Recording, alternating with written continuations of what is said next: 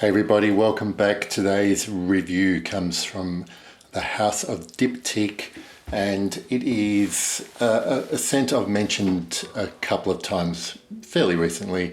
This is Oud Palao, or Palao, I'm not sure how I should pronounce that.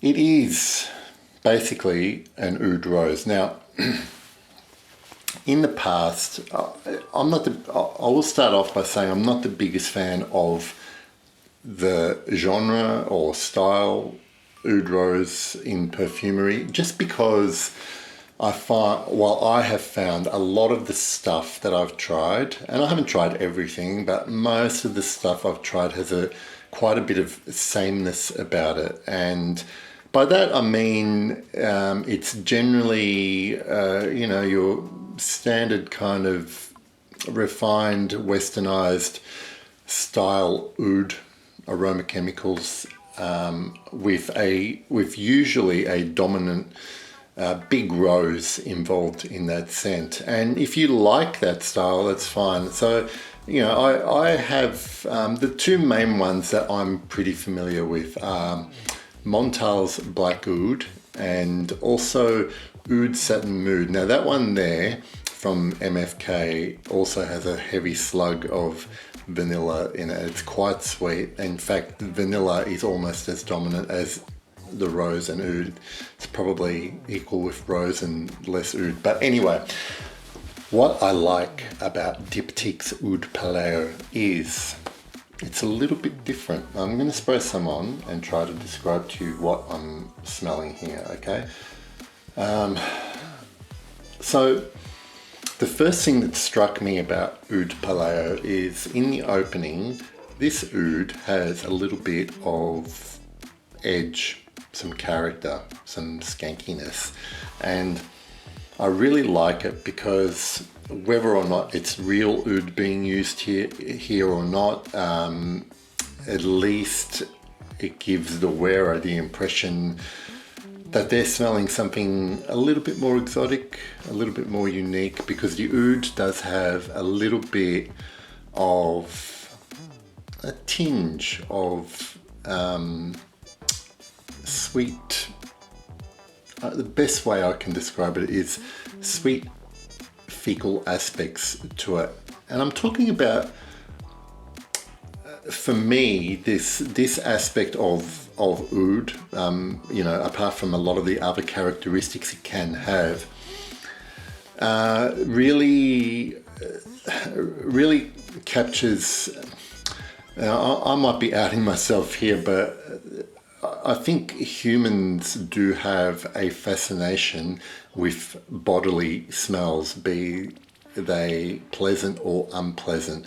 Usually it's their own personal bodily smell, but I think that's why sometimes animalic stinky perfumes are liked by a lot of people, because there's just something a little bit almost taboo about having that smell on you.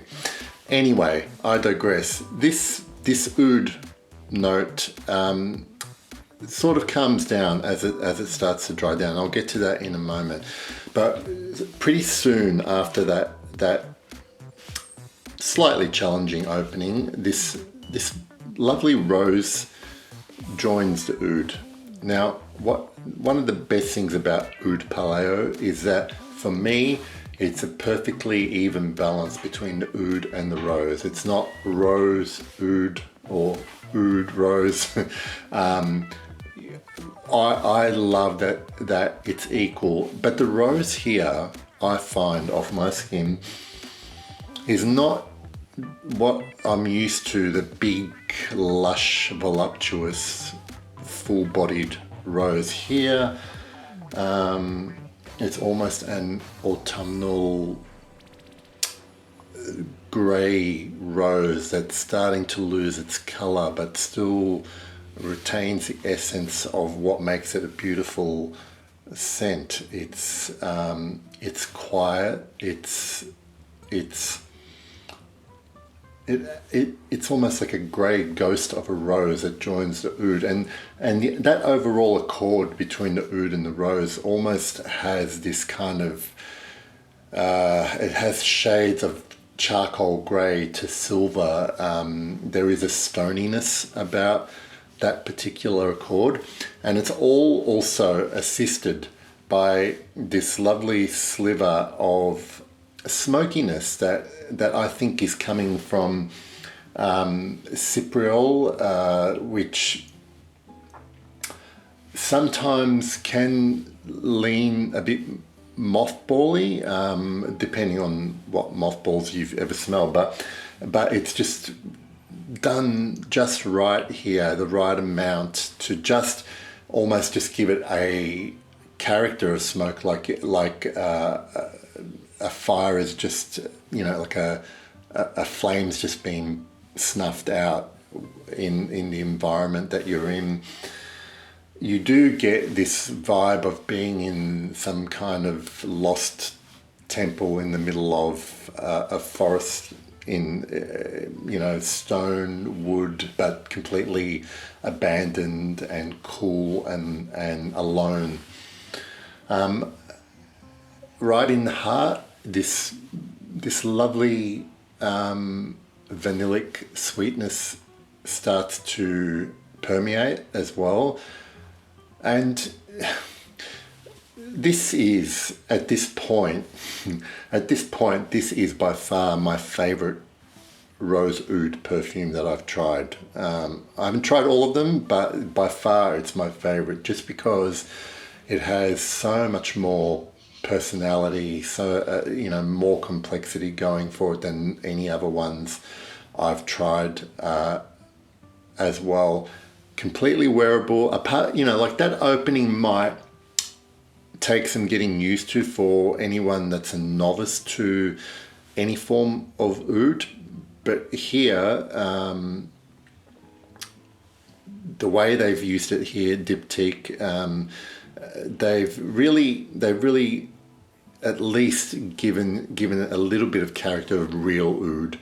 But then as it dries down, it really smooths into a more refined, smoother, what Western style ouds, what people in the Western hemisphere are more accustomed to smelling when they see oud on a perfume.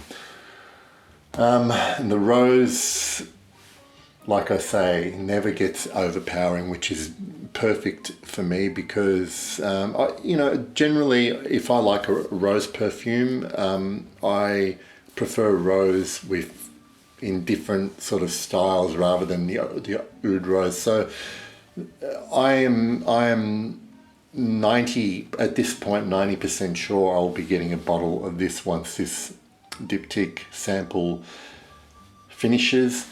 I can smell this all day on me as well, if you're wondering about performance. I'm not sure. It has pretty reasonable projection in that I don't have to really try to smell it on myself. If I would never do any more than 3 sprays of this either. And I think that's pretty much all I'm getting. I don't get much of any other of the accords listed there other than the ones I've described to you, but it's just so well put together. The quality that I've come to expect from Diptyque as well. I might not like or find all of their fragrances interesting, but this one is just so good, and for me, a unique and different take on the oud rose trope. So if you've tried it, let me know what you think in the comments, what your favorite oud roses are in general. And as always, thank you for watching, and I'll see you all later. Bye.